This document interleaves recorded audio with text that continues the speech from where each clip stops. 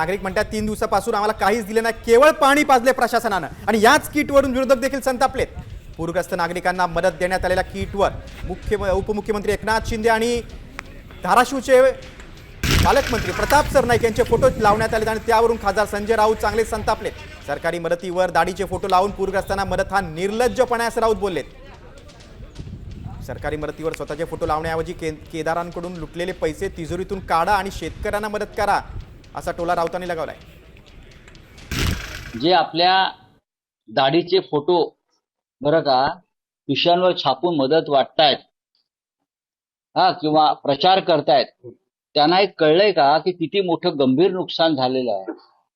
काय ही मतं मागण्याची किंवा प्रचार करण्याची वेळ नाही आहे, त्यांना समजायला पाहिजे सगळ्यांना। प्रत्येक ठिकाणी राजकारण आणि पैशाची मस्ती, एवढी मस्ती पैशाची असेल तर स्वतःच्या घरच्या तिजोऱ्या रिकाम्या करा। राऊतांच्या टीकेला शिंदे सेनेचे आमदार तानाजी सावंत यांनी प्रत्युत्तर दिले, ते आपण पाहूया। वाट म्हणावं तू घेऊन 1 किलो भर, संजय राऊतला म्हणावं 1 किलो धान्य आण, माझ्या शेतकऱ्याच्या बांधावर जा, त्याला दे, कमीत कमी 1 बाटली पाणी तरी दे, मी तुझं कौतुक करतो।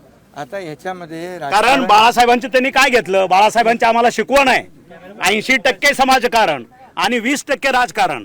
लक्षात, हा भोंगा सकाळी 7 ला चालू होतो, रात्री 9 पर्यंत चालू होतो, त्याला फक्त उणिवा काढणं।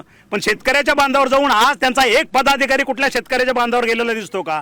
1 किलो धान्य कोणाच्या घरात जाऊन त्यांचा आसरू पुसायचं काम केलंय का? भाऊ आज करत नाहीत।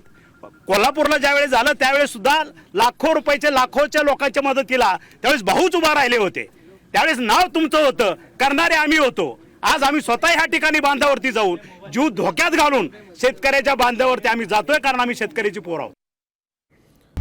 आता isakal.com आहे देशातील नंबर 1 ची मराठी न्यूज वेबसाईट। प्रत्येक अपडेटसाठी isakal.com ला नक्की भेट द्या।